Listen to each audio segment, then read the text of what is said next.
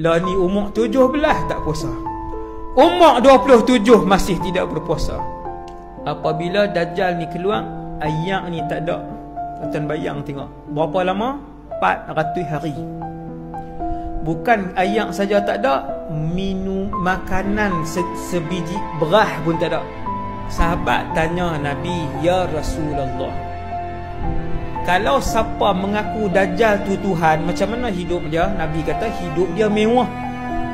Makanan dia dapat, minuman dia dapat, emas perak dia dapat. Dajjal akan bagi dunia kat dia. Sebab Dajjal ni sihir dia boleh buat keluar emas perak daripada tanah macam tu je. Dia bagi.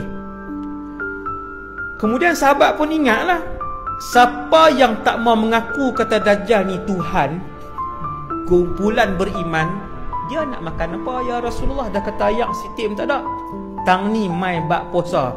Tapi kali ni bukan puasa daripada subuh sampai ke maghrib. Puasa kali ni daripada Dajjal keluar sampai 400 hari, siang dan malam. Tuan-tuan, benda ni nak jadi dah, mesti jadi. Dia khayalan ke realiti? Realiti. Dunia waktu tu macam mana? Macam malam ni. Tuan-tuan akan jijak kaki masuk dalam surau macam malam ni. Tuan-tuan boleh bercakap macam malam ni. Tuan-tuan boleh tengok macam malam ni. Ada kerja macam malam ni. Tapi waktu tu makanan tak ada, minuman tak ada. Berapa hari? 400 hari. Ini akan terpakai iman seseorang. Bila sahabat tanya, "Ya Rasulullah, kumpulan beriman ni bila tak sentuh ayak, tak sentuh nasi ataupun makanan, macam mana mereka nak hidup? Makan apa?" Nabi pun sebut satu karamah yang akan jadi di seluruh muka bumi Allah kepada orang-orang beriman saja, iaitu makanan dan minuman mereka subhanallah walhamdulillah wala ilaha illallah wallahu akbar, zikrullah. Tiap kali mereka sebut zikir tu, mereka akan jadi kenyang.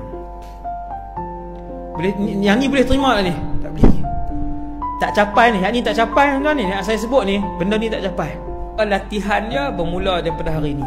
Bukan menunggu Dajjal, tetapi membuat persiapan diri kerana saya dan tuan-tuan kita duduk di akhir zaman.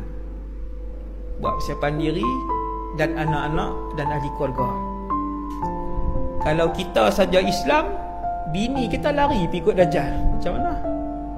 Anak-anak kita berlari-lari mengejar Dajjal untuk mengaku kata dia Tuhan. Sebab Dajjal duk bahagi emas. Maka kena latih. Kalau puasa Ramadan pun anak kita tak puasa, tuan-tuan bayang tengok ketika Dajjal keluar, dengan siapa dia ikut? Iman dia kah ataupun Dajjal itu?